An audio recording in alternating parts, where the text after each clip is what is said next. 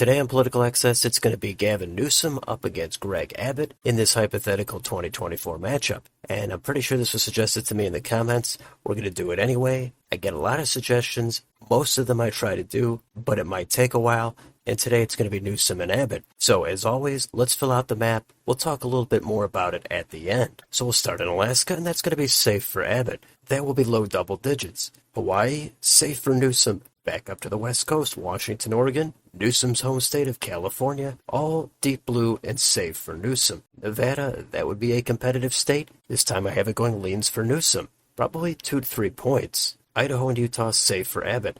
How about Arizona? The state has moved away from the Republicans, that's for sure. Could Greg Abbott bring it back, or is Newsom too strong? Well, I think it could go either way. After thinking about it for a while, I ended up settling on a tilt for Abbott. Montana and Wyoming, safe for Abbott. Colorado, low double digits, safe for Newsom. New Mexico, mid-single digits, likely for Newsom. North and South Dakota, safe for Abbott. Nebraska at large, safe for Abbott. The 2nd District, that's going to go leans for Newsom. Kansas and Oklahoma, safe for Abbott. How about Greg Abbott's home state of Texas? He's won 3 terms as governor there, all by over double digits. And Texas usually goes likely in most of my hypotheticals. The state has also mostly been drifting to the left over the past decade. In this matchup, I do have Greg Abbott just hitting over 10 points. So it's going to go safe for Abbott. Let's go to Minnesota. That's going to be likely for Newsom. Iowa, that'll be mid-single digits, 5 to 6.5 points, likely for Abbott. Missouri, Arkansas, Louisiana, safe for Abbott. Let's go to Wisconsin. Another tough call, could go either way.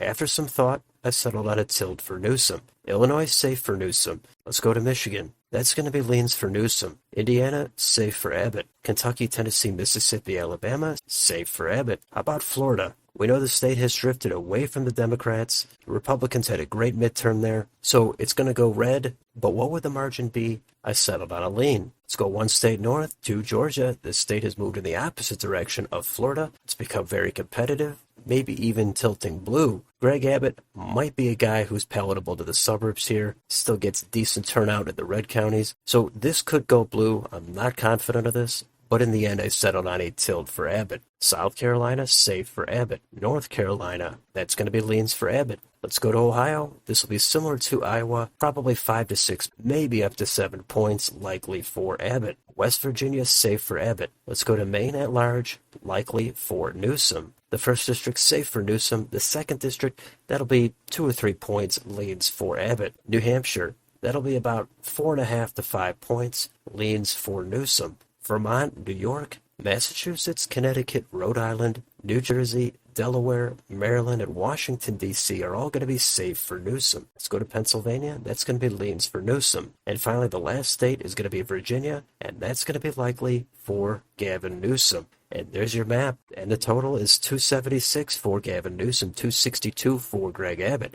So Newsom does pull out a narrow win this time. And there's a few close states, Arizona, Wisconsin, Georgia. Those I think could go either way, but I would say Newsom has a tilt advantage in this election. Now, culturally, I don't think Newsom is going to have much going on in the Rust Belt. Economically, he's going to have better messaging on things like healthcare, on unions and wages, and that's going to give him an extra couple of points, enough to be able to win Wisconsin, Michigan, and Pennsylvania. In the suburbs, I think it would be fairly close. The rural counties, I don't think they're going to come out as strongly for Greg Abbott. A good amount of them are going to come out to vote against Gavin Newsom. Now, on some cultural and social issues, Greg Abbott is not going to be strong. On some issues like abortion, but Gavin Newsom, I think, is going to come off as more elite and more out of touch. He's definitely going to do better on the coast, the wealthier and the higher educated areas. But outside of a couple of economic issues that would probably give him those Rust Belt states, culturally his best bet would probably be abortion. But outside of that, most of those issues he's going to fall flat. I do think a lot of voters in those working class counties, they're not going to be particularly enamored with Greg Abbott, but culturally they're also going to think Gavin Newsom, he's just this guy from the coast, he's rich and out of touch,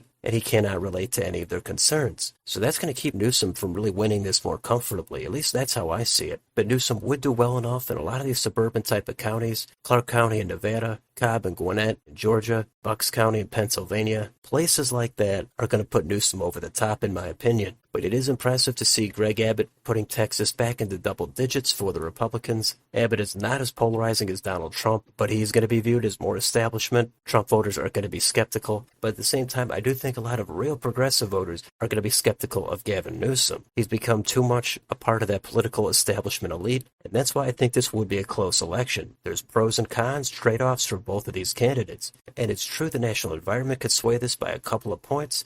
Their running mates could also have an effect, and whichever issues are on the forefront at the time. There's a lot of different things that could sway it one way or the other. This is just my interpretation of a snapshot in time. Let me know in the comments, do you mostly agree with this map, or would you change a couple of these states, a couple of these margins? Let me know down below. On your way out, don't forget to like, share, and subscribe. Thank you for watching, and I will see you on the next video.